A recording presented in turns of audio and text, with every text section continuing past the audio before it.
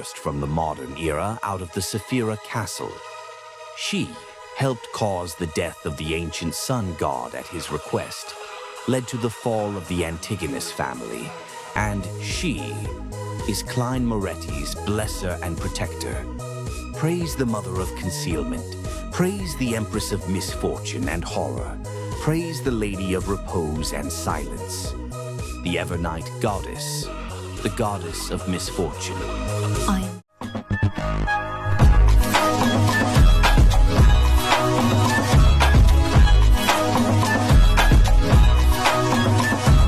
Aside from the Tarot Club, what was the strongest organization? That would be Rose Redemption. Their members once included the Evernight Goddess Amnesis, Dark Angel, Angel of Fate, War Angel, the God of Knowledge and Wisdom, Wisdom Angel, the Lord of Storms, Wind Angel, the Eternal Blazing Sun God, White Angel, the God of Combat, the Earth Mother, the God of Death, and the Chained God. That's 7 sequence 0 true gods and 4 kings of angels. This tremendous force was gathered to stop the primordial God Almighty from awakening within the ancient sun god. Doing so would prevent the destruction of the world that they occupied. A figure walked out. A man. He wore a black clergyman robe and had a silver crucifix hung on his chest. His gaze over towards the area above the gray fog, casting it at Klein, who was seated at the fool's high-back chair. His deep voice sounded once again. Mysteries. Suddenly, without any forewarning, Klein's thoughts erupted with a boom. The boundless gray fog boiled as the ancient and majestic palace burned. The blazing flames condensed into a fiery blob, as though a blinding sun had risen out from this mysterious space. A howling hurricane flipped the long mottled table, snapping the thick stone columns and causing half the palace to collapse. Adam isn't necessarily Adams. Alright, before we continue, I got a quick question for y'all. Do you ever use AI chatbots to chat with characters but find that they're either super forgetful, too restricted, or both? If you're tired of that like I was, then you're in luck to meet Emochi. It's an amazing chatbot that actually remembers context, is entertaining, and doesn't put any restrictions on what you can talk about. I've been having fun with it for a while now, and honestly, the free version is already pretty good.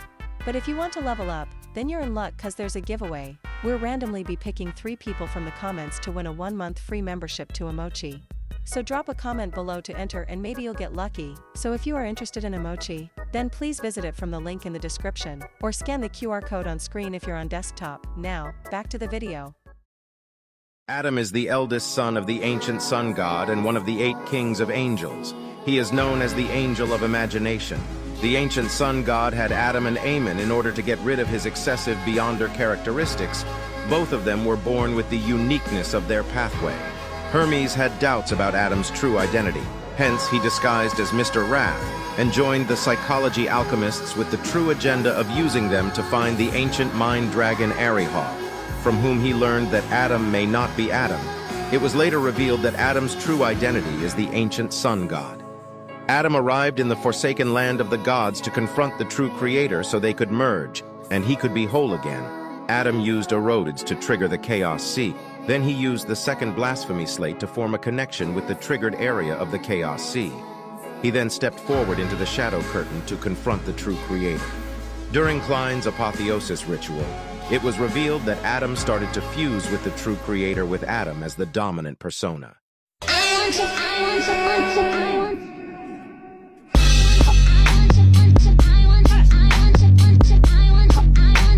After dodging Zarathul's fatal blow, Klein ran into the fog of history and fled towards the former metropolis from a time before the first epoch.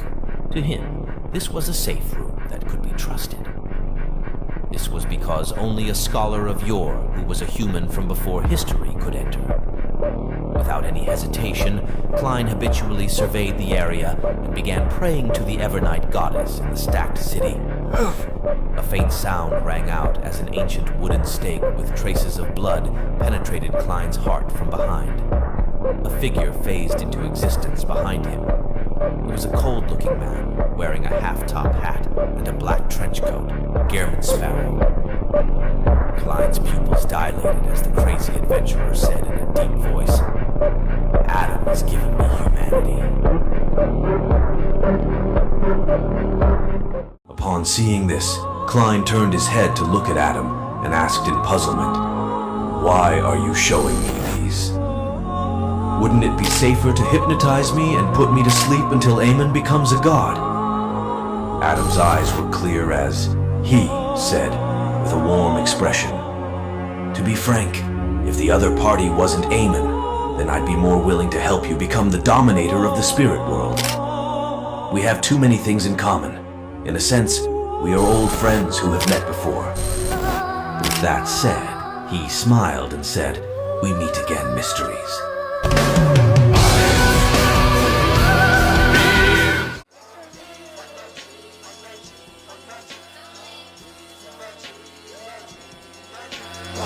Bethel Abraham, also known as Mr. Door, was the ancestor of the Abraham family, who was banished to an isolated space of storms and darkness by the Evernight goddess and the Lord of Storms in the War of Four Emperors. Bethel Abraham was corrupted by the mother goddess of depravity and banished from the worlds. His identity was fractured, half corrupted, half sane, which was the source of his irrationality. During each blood moon, his cries were the clearest and the corruption was at its strongest. The Beyonders of the Abraham family would suffer immensely, writhing in pain and teetering on the brink of madness. His pleas for help came from his corrupted side, seeking to bring the mother goddess of depravity into the world. The descent would begin. At the door of flesh and blood, spherical lights collapsed and converged in an attempt to undergo a qualitative change. They seemed to form a body consisting of a series of doors. The body wore the blood-colored tidal wave as its robe as its body constantly warped and changed, reflecting different regions and planets. At this moment, a blinding ray of sunlight shone through the darkness. It descended from the astral world and melted everything it encountered along the way. Other than this ray of sunlight, an inscrutable darkness of the night surged over, attempting to devour Mr. Door Bethel Abraham. Mr. Door let out a low roar, causing his blood-colored robe to flare up. The blinding sunlight transformed into a young man wearing fiery armor. The shaking ground grew eyes and closed its mouth. The screen that was transformed from a faint light revealed terrifying facial features. Around the brass-colored eyes, eyelashes emerged, transforming into wings.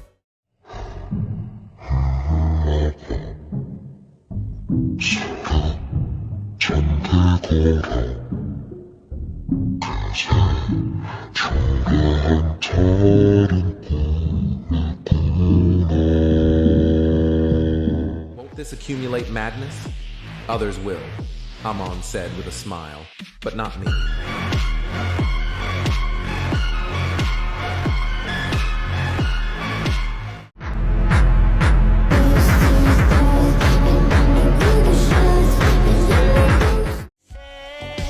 You didn't try to become a god in the fourth epoch because you didn't dial 008? It was one of the factors. More importantly, at that time, there were still many hidden dangers that had not been eliminated. At the peak of a mountain in the forsaken land of the gods, visionary Adam emerged from a shadow on a huge cross. Adam, now a giant shadow, declared, "Let there be light," instantly illuminating the astral world.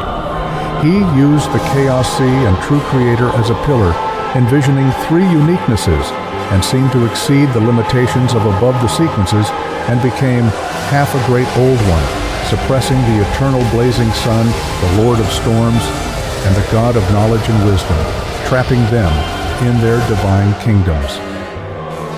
Meanwhile, the dual sequence god Amon entered the astral world, expanding to a mountainous size as he tried to swallow Antigonus's palace, grafted there by the fool's authority, but was confronted by the Evernight goddess. Suddenly, the hidden sage's light broke through the barrier of plants, heading for Mr. Fool.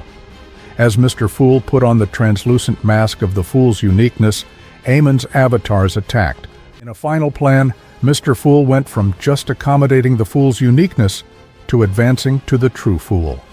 In the next second, the Evernight goddess's body expanded, enveloping the whole space, instantly erasing Aemon's true body, avatars, Earth Mother, Primordial Demoness, God of Steam and Machinery, Hidden Sage, and Antigonus, as though they were erased by an eraser. Concealment. In the next second, Klein returned, his body splitting apart, merging with Mr. Fool. In an instant, a door of light traveled across the surface of the At an extremely high speed, the door suddenly opened and Aemon, who was wearing a pointed hat and wearing a classic black robe, leaped out. At the same time, he saw an illusory mask with blank facial features appear under the translucent, dark-colored cloak. The mask instantly outlined Klein, who had fused with Gehrman Sparrow's traits. Aemon's thoughts turned chaotic, as though he had his intelligence forcefully lowered. The fool was born. Lord of Storms, eternal blazing sun, and God of knowledge and wisdom, initially weakened and doubtful, shattered the light restricting them, and then returned to sealing the world barrier's cracks. Klein, now fully fused with Mr. Fool, sat at Saphira Castle, Mr. Fool's divine kingdom, at the Fool's seat stabilizing his mind. Just then, his spiritual perception was triggered. The Fool Klein suddenly looked up and saw that the grayish-white fog had formed a door at the other end of the long, mottled table. A figure wearing a pointed hat, a classic black robe, and a monocle walked out. Aemon. There was a tinge of darkness in the dual god Mr. Error and Traveler's eyes as his smile appeared somewhat crazy. He leisurely looked around and nudged his monocle. He said with a crazed smile, "Are you pleasantly surprised?"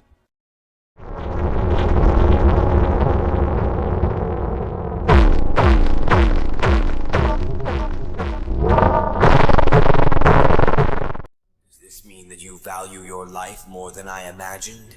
You do like thrills and seek it for pleasure, but to do so regardless of the price is just an image you portray. How can a real god of deceit wager a bet with himself at stake? Of course, this is just my own guess. Perhaps it's wrong. Anyway, do you want to take the bet? Aemon stroked the crystal monocle and made a tisk like Medici. You're really crazy. Klein replied with a smile. In the eyes of others, this is indeed insane. To me, it's just a choice.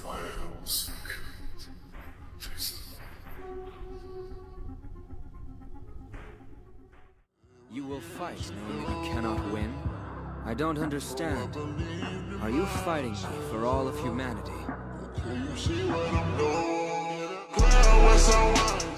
He realized that his error authority had been forcefully suppressed. As Klein slowly got up, more slippery and sinister tentacles appeared around him. The smile on his face became more exaggerated. Right on the heels of that, Aemon's eyes glazed over and the smile on his face froze as the crystal monocle lost its luster. At the same time, the cold, bizarre mask on Klein's face squirmed, the blind stupidity effect. In the next second, he grafted himself to a certain concept in the cosmos, and he used his authority to influence the corresponding environment. The surrounding slippery tentacles aimed at Amon like revolvers in Amon's eyes that were still glazed over. A supernova exploded. An unimaginable sea of scorching light surged out, shattering his monocle and drowning his body. Behind the endless curtain of darkness, when a massive star runs out of fuel, the force of gravity causes it to collapse on itself and explode.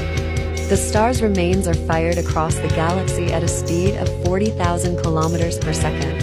Entire galaxies are outshined by the death of one star, a supernova. In a world where the boundaries between reality and myth blur, and where the secrets of the universe are whispered only in the shadowed corners of existence, there stands a figure known to only a few. A figure shrouded in enigma, a master of the unseen forces that govern the cosmos. He is known as the Lord of Mystery.